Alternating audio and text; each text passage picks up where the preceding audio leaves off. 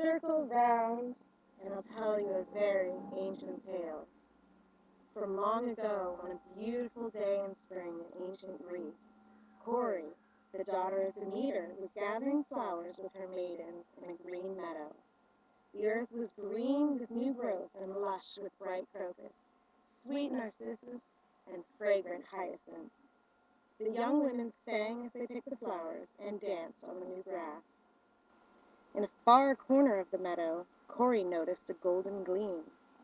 She left her maidens and went to investigate. There grew a golden flower more beautiful than any she had ever seen before. The flower's perfume made Cori feel joyful and carefree and just the tiniest bit afraid. She wanted to pick the flower and keep it all for her very own, even though she knew you should never pick a flower that is the only one of its kind. So she reached out her hand and she plucked the blossom. Instantly she heard a great roaring and cracking sound, and the earth shook under her. She fell to the ground, and when the air grew still, she looked around and saw that a deep chasm had opened up just in front of her. Cori was a very curious maiden. She had lived all her life on the surface of the beautiful earth. Loved and protected by her mother Demeter, who was the goddess of all green and growing things, her life was filled with pleasure and abundance. But she had always secretly wondered what lay underneath the bright surface of the world. Where did the spring flowers come from when they pushed their way up from below? If they were so bright and lovely when they emerged, what wonders might lie in the place where they originated? Here is an opening that leads beneath the earth, she said to herself. Now I can explore the realms below. Oh, maybe I shouldn't go. I know my mother wouldn't like it, but I will, just a little way, just to see what's there. She left her maidens and the bright flowers above and entered the cavern. At first the way was wide. Light came from the opening behind her, and she could see the beautiful colors and the interesting shapes of the stones. The chasm began to narrow. At first it was as wide as a room. Then it was as narrow as a hallway. Cori could not see very much, as the stone walls blocked most of the light from behind. But somehow the gloom made her even more curious. I should turn around, she said to herself. My mother will be worried about me. But I think I'll go on just a little bit farther. So she went on, and the passage became narrower and narrower. Soon she had to stoop down and bend her knees just to avoid hitting her head on the low roof of the tunnel. Then she had to drop to her knees and crawl. All the light disappeared, and she had begun to feel her way about in the dark. I should go back, she told herself. This could be dangerous, and my mother will be so worried if I don't come home. But if I go on just a little bit further, I might come upon something wonderful. So she continued on until she was lying on her belly, squirming along the ground. Suddenly, she realized that the passage had become so narrow and tight that there was no room for her to turn around. She tried to push herself backward, but her hips stuck.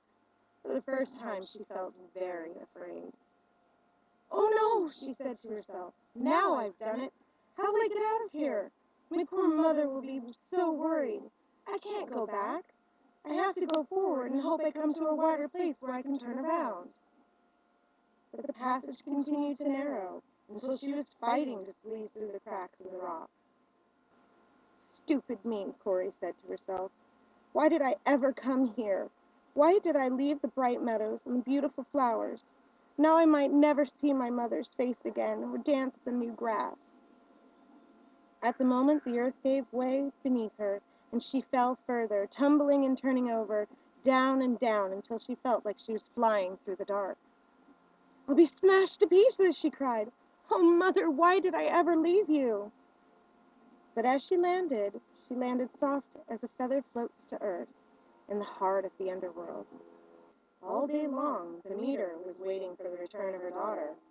While the bright sun high in the sky, she didn't worry, but went happily about her tasks of helping the grain to grow and the trees to set fruit. But as the sun dipped into the west, she felt a chill in her heart. When evening fell, Corey's companions returned and came running through the field. Demeter, Demeter, we've lost Corey. Corey is lost, they cried.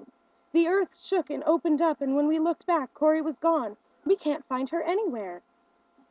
Corey! Demeter let out a heartrending cry. My dear only daughter, Corey, where are you? Nobody could tell where Corey had gone. I'll search for her, Demeter vowed. I won't rest until I find my daughter. And so she began to search. Through the fields and the meadows, under the tall trees of the woodlands, and along the rocky coasts of the sea, she wandered. Have you seen my daughter? She asked every person she met. Corey, the bright flower maiden of spring, have you seen her? But no one knew where Corey had gone. Farther and farther Demeter wandered. From the hillsides of Greece, she crossed the sea to the islands, climbing steep mountains and following the banks of streams. But no one in the island knew where Corey had gone either. At last she wandered back to her homeland. She came to rest outside the gates of a town called Eleusis, in the middle of a broad plain that was the most fertile land in all of Greece. She sat beside the well and covered her head with her cloak and mourned. She cried until she felt completely empty, and then she got mad. I am the goddess Demeter, she cried. I shouldn't have to suffer like this. I am the one who makes all things grow, who gives the gift of food and life. No more! Until Corey is returned to me, there will be no more growth. No food, no life, no seeds will sprout. No fruit will set, no grain will ripen, no young things will be born. Nothing until the whole world is as dead and empty as I feel. And so the gardens died. The grapes withered on the vine, and the fields were parched and empty. The people went hungry, and there was no joy anywhere. In the underworld, all was shadowy and dim. Corey wandered and wandered through the wide halls of stone. The spirits of the dead surrounded her like twittering ghosts. Help us, they hissed and whispered. We are so cold, so gray, so lonely. You are so full of life and color, and the memory of the bright sun. How can I help you? Corey asked. I am lost myself. Oh, why did I ever come down here? I want to go home. To the bright meadow and the flowers. I want to see my mother's face. Stay with us. Come close to us, the ghost pleaded. They frightened Corey, and she ran from them through the twisting passageways of the underworld. At last she came to the largest hall, a great underground cavern. In the center, on a huge black throne, sat a god. He was dark and handsome, dressed all in black, and Corey knew instantly who he must be. Hades, she greeted him, Lord of the underworld, I am your cousin Corey, the Maiden of Spring. Once this realm belonged to my grandmother, Hecate. You took it from her, and now you must help me get back to the living world of sunlight and flowers. Corey, Hades greeted her. As soon as he said her name, he fell in love with her. In the realm of gray shadows, she was like a golden gleam of spring, like a rare flower that scented the air. He wanted nothing more than to take her and keep her forever as his very own. My dear cousin, Hades said, I am sorry to have to tell you that no one ever returns from this realm. You will have to remain here, but since you are a goddess, I will happily make you my bride, and together we will rule the land of the underworld. But I don't want to be your bride, Corey protested. I want to go home to my mother. Come sit here beside me, Hades said. She noticed a second dark throne next to his. Rest from your wanderings, and have some food and drink. You'll feel better. I want to go home, Corey said, but she was very tired, and so she sat on the throne next to Hades. Don't be sad, Hades said. The underworld is a place of great riches. All the gold and jewels and precious stones belong to us. We are wealthy. I don't care about gold and jewels, Corey said. I want my mother. I want flowers and fruit and living, growing things. She was so sad she couldn't eat or drink. Back on Earth, The harvest had failed. Demeter still sat grieving beside the well. She was so shriveled and withered that no one recognized her as a goddess. To the people of Eleusis, she appeared to be just an old beggar woman. Still, they took pity on her and tried their best to cheer her up. They brought her a soothing drink of mint and barley water, but still she mourned.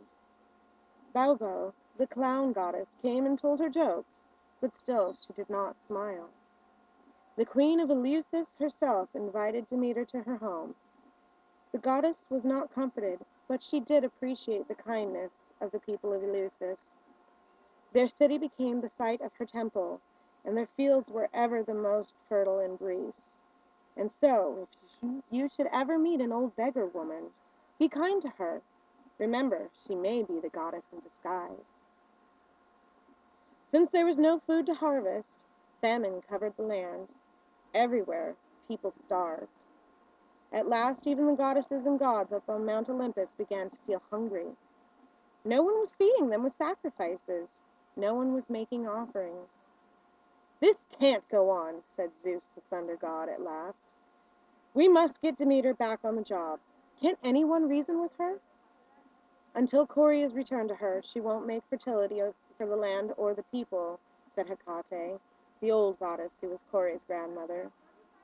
"Demeter can be very stubborn when she's angry. I think you'd better help her if you want to eat again."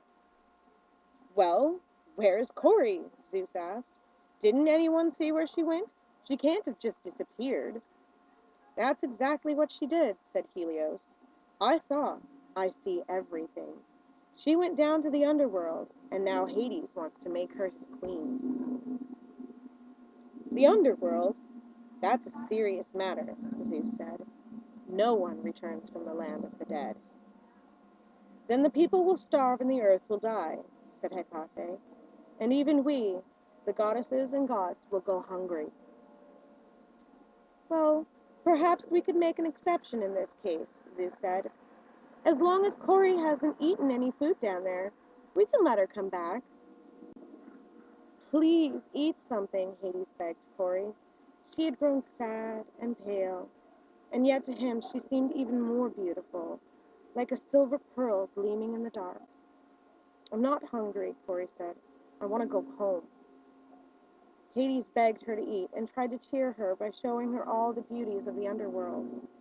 The caverns of crystal and glowing jeweled Helios halls, the underworld rivers and vast lakes, the streams of molten golden lava. He was so kind, so attentive, so worried about her that she actually began to feel somewhat fond of him. Still, she wanted nothing more than to go home. "Please eat," Hades begged. "You are growing so thin. It hurts me to watch you suffer."